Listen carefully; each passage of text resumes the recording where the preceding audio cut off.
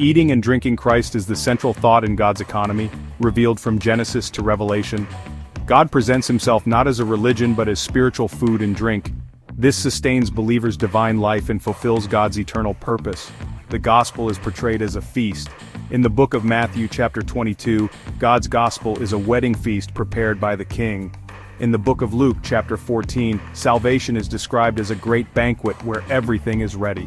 The restoration of the prodigal son in Luke chapter 15 culminates in feasting on the fattened calf, Christ as our inward sustenance, not just outward garments which represent justification.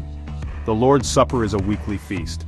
In 1 Corinthians chapter 11, breaking bread is not a ritualistic remembrance but eating Christ's body and drinking his blood, a participation in his life. This proclaims our daily enjoyment of Christ as our sustenance. Feasting continues into eternity. At the marriage supper of the Lamb as described in Revelation, overcomers will feast with Christ for 1,000 years.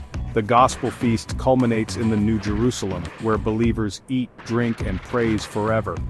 The Gospel of John reveals eating and drinking Christ in many ways. In chapter 2, water is turned into wine at Cana, showing that religion's external cleansing becomes internal enjoyment. In chapter 3, Nicodemus learns he needs rebirth, not just teaching, receiving Christ as life. In chapter 4, the Samaritan woman is offered living water. Drinking Christ satisfies and cleanses inwardly. In chapter 6, Christ is the bread of life. Eating him grants eternal life. In chapter 7, rivers of living water flow from believers, drinking the Spirit. Eating and drinking are one reality sustaining divine life through Christ. The epistles and Revelation continue this theme. In 1 Corinthians chapter 3, spiritual infants drink milk, which is the basic. In chapter 10, Israel's manna and the rock prefigure Christ as food and drink.